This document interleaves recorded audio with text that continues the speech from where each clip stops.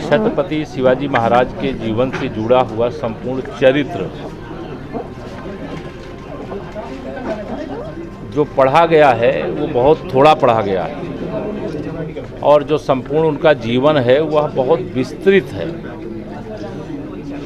और जिस प्रकार से लखनऊ को यानी उत्तर प्रदेश की राजधानी को इस कार्यक्रम के लिए चुना गया है और इस कार्यक्रम को लेकर के जो लखनऊ सहित पूरे प्रदेश के अंदर उत्साह है और जो उसकी तैयारी है मैं उसकी सराहना करता हूं। व्यक्तिगत तौर से भी मैं पूरी ताकत से इस कार्यक्रम को सफल बनाने के लिए तो लगा ही हूं, लेकिन सभी को अपील भी करता हूं, आह्वान भी करता हूं कि इस कार्यक्रम का हिस्सा बने। 26 अक्टूबर से यह कार्यक्रम प्रारंभ होने वाला है और इस कार्यक्रम में सब लोग अपनी सहभागिता कैसे दर्ज करावें, ये कार्यालय है जहां से आज हम लोग इस यात्रा का शुभारंभ कर रहे हैं जन जागरण की दृष्टि से। और कई कार्यक्रम अभी तक हो चुके हैं, जो मुझे जानकारी मिली है लगभग 40 बड़ी महत्वपूर्ण बैठकें अलग अलग ज़िलों में आयोजित की गई हैं, लेकिन एक एक ज़िले में 10-10, 5-5 ज़िले के लोग वहां पर आए थे और बहुत उत्साह है इस कार्यक्रम को लेकर के। और मैं स्वयं भी बहुत उत्साहित हूँ इस कार्यक्रम को। मैं भी प्रयास करूंगा कि पूरा का पूरा कार्यक्रम देखने के लिए और कार्यक्रमों से समय निकाल करके इसमें मौजूद रहूं।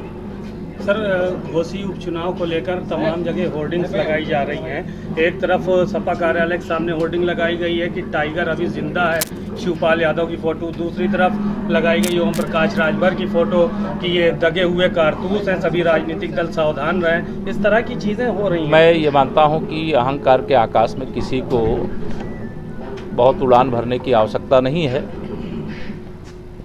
यह निश्चित तौर से घोसी की विधानसभा सीट को भारतीय जनता पार्टी के नाते हम लोग नहीं जीत पाए हैं, लेकिन 2024 के लोकसभा चुनाव में 80 की 80 सीटें जीत करके जो अहंकार के आकाश में अभी उड़ रहे हैं उनको उत्तर प्रदेश की जनता ही ज़मीन पर लाने का काम करेगी। हार हुई है, उसकी पार्टी समीक्षा कर रही है, भविष्य में जीत कैसे हो इसकी तैयारी कर रहे हैं। G20 सर चल रहा है दिल्ली में, पूरे कई देशों के लोग आए हुए हैं।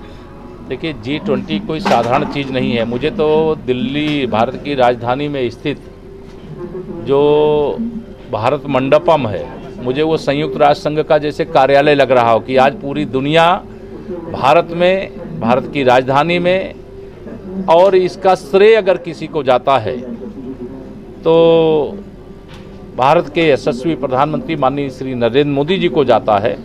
और माननीय नरेंद्र मोदी जी को यह अवसर प्रदान करने का जो श्रेय है वह देश की जनता को जाता है। इसलिए इसमें जो सम्मान आज माननीय प्रधानमंत्री जी का हो रहा है, जो सम्मान भारत का हो रहा है, वो भारत की 140 करोड़ जनता जनार्दन का हो रहा है। और यह सफल आयोजन के लिए मैं माननीय प्रधानमंत्री जी को बधाई देता हूं। G20 में अफ्रीकन यूनियन जो के अध्यक्ष को भी शामिल करने का काम भारत के अंदर हुआ है, ऐतिहासिक काम हुआ है। और दिल्ली का जो घोषणा पत्र है जिसमें सर्वसम्मति हुई है, जो विषय लाए गए हैं, यह भी एक ऐतिहासिक उपलब्धि है। जितनी प्रशंसा की जाए, जितनी बधाई दी जाए वह कम है। मैं बहुत माननीय प्रधानमंत्री जी का अभिनंदन करता हूं, बधाई देता हूं।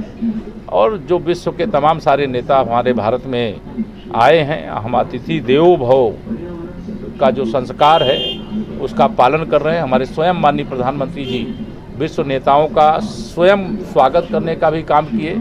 और भारत की संस्कृति क्या है, चाहे वह कोणार्क का सूर्य मंदिर का स्वरूप हो, उसको भी दुनिया ने देखा है। और कल जो नालंदा विश्वविद्यालय का स्वरूप था, शाम को डिनर के समय भी देखा है। आज राष्ट्रपिता महात्मा गांधी जी की समाधि पर विश्व के लगभग सभी नेताओं